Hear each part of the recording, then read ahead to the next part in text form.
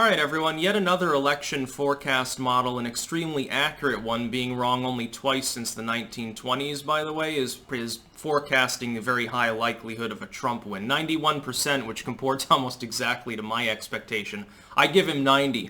I'm a little bit less generous. One of the main ideas here, you have to look at the primaries and all of the numerics, and one thing remains clear. There have been multiple elections, 5 or 6 of them actually in that same period of time, quite a few, in which a person who has been substantially behind for quite some time, towards the end of the election, the last couple of months, sometimes prefaced on debates, by the way, suddenly begins to rise up. I think that Donald Trump is like Ronald Reagan in 1980, only plus incumbency, which is why I forecast a significant win for him. I see Joe Biden as basically the older, less debate-able, non-incumbent version of Jimmy Carter, really. That's my own feeling. Now, of course, we could be wrong. It could be that Trump stabilizes, stalls out, goes nowhere, and Biden manages to eke out a win. It'd be funny, actually, if Biden's significantly ahead but loses anyway, or it's like a near tie, and then he has to pretend to have a mandate. If you look at the down-ballot races, though, in special elections and so forth that have been happening over the last year, they've been almost rock-solidly pro-GOP moves. In some cases, you have a 15, 20-point swing in favor of the GOP in some areas. In some of these seats were considered fairly blue before. They've been taken over by the GOP. The GOP down ballot right now is doing very, very well. If you combine that with other indicators, I give Trump a considerable chance of success. And again, part of the reason is you can take attrition if you peak too early in the race and people start to lose interest, then your opponent has more breathing room to expand and potentially rise up past you. And again, we've seen this before. And remember, Trump was 2.5 points behind in 2016 and still ended up winning.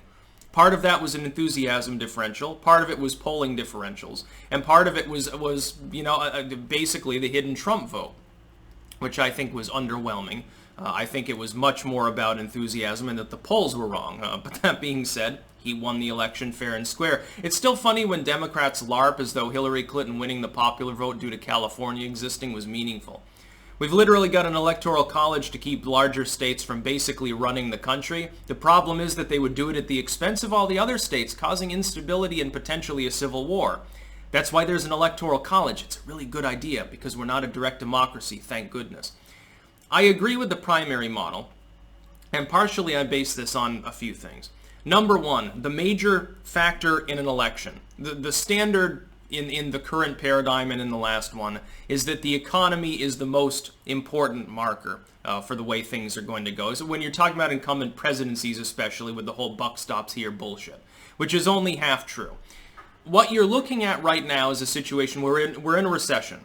The recession is artificial. The recession is likely to be short-term. We've already seen above forecasted growth of the economy in the wake of the bottoming out 2 months ago, essentially in May. Since then, we've added, something like 7 million jobs. A lot of that is just people had been temporarily laid off and it's been reabsorbed. The more, the better. If that continues, if that trend continues until Election Day, at roughly the same rate it has over the last couple of months, unemployment will be back below 9, maybe below 8. It'll be back to a reasonable level, although it'll still be higher than it had been for several years because Trump had gotten it down below, 4% or something. He's a jobs and money guy. That's part of the reason he was elected. If that continues to move in a positive direction, business confidence remains high, the stock market is doing well, investors aren't fleeing, they're not too nervous, that's really good for Trump. That's one of the major things. Number two, China, potentially. This is a wild card in the race. China's economy is on the fritz again. They're already pumping funny money back into their economy so that they can have their banks paying off investors. If the Chinese economy flatlines and China falls into chaos, Trump's going to get to sit back, grin, and have a huge "I told you so." And they'll no longer have the diplomatic leverage to hold out on trade negotiations. He could get that sewn up before November. If he does that, the election is all but over, by the way. The third is the debates. The debates are going to be crucial. Joe Biden is not a good debater. He showed this repeatedly in the primaries. There was not a single debate in which he came out as top dog, but there were plenty in which he came out in the bottom half. He is a poor debater. The other problem is that Biden has the problem of low enthusiasm. He has to make his case to the far left and to the moderates at the same time. My friend, because of the paradigm within the Democratic Party, you can't do that. It's not possible. The only unifying feature is Orange Man bad. If Orange Man gets up on stage and doesn't make a complete fool of himself and Joe Biden can't even utter a single coherent sentence, Orange Man's not going to look quite so bad anymore. Maybe Demented Man looks bad. The Bernie fans will sit back and say, yeah, we told you should have gone with someone else. Why did you nominate Biden? They'll get demoralized. The moderates might get turned off by Biden if he goes too far left. Look at his gun control plan. I'll be talking about that tomorrow. It's more draconian than what Bernie Sanders wanted. It's literally the most draconian omnibus sort of anti-Second Amendment move you could make. Nothing gets the GOP riled up by thinking that their guns are going to get taken away. Nothing's going to drive GOP enthusiasts. The never-Trumpers will disappear when they find out about this. And trust me, Trump will exploit this at the debates. Biden wants to take your guns. Here's 5 ways how. 5 out of like 50. He wants to make you have a smart gun. You won't have a choice. So your kid won't be able to defend the home when you're not there because they don't have the same fingerprints, basically. It's a terrible idea.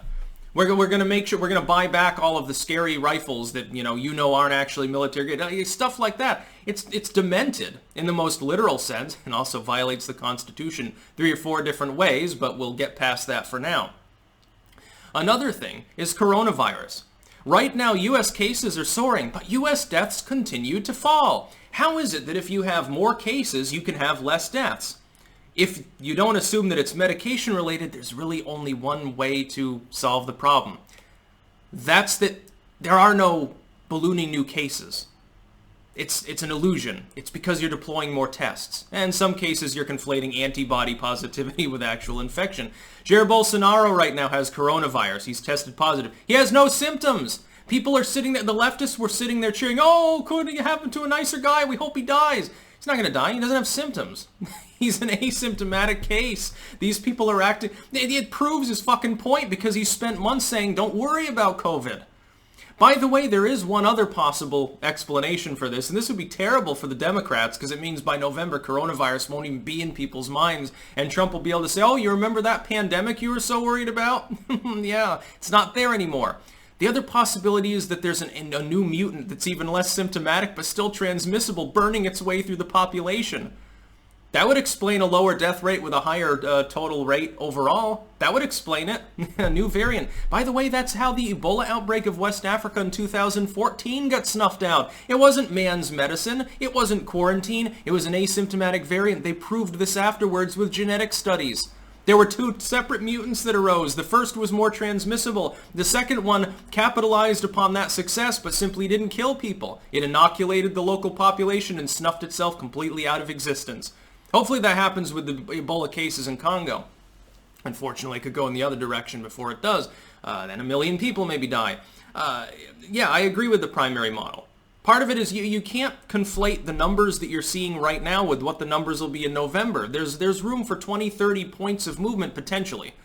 If Biden suddenly has like an aneurysm moment or like a total meltdown on stage, which by the way is at least somewhat possible, I would give it about a 10 to 20% chance that Biden really, really fucks up at least once in one of the debates. We're talking something way worse than horses and bayonets. You remember binders full of women with Mitt Romney when he was running for election? We're talking something way, way worse than that. Way worse than deplorables.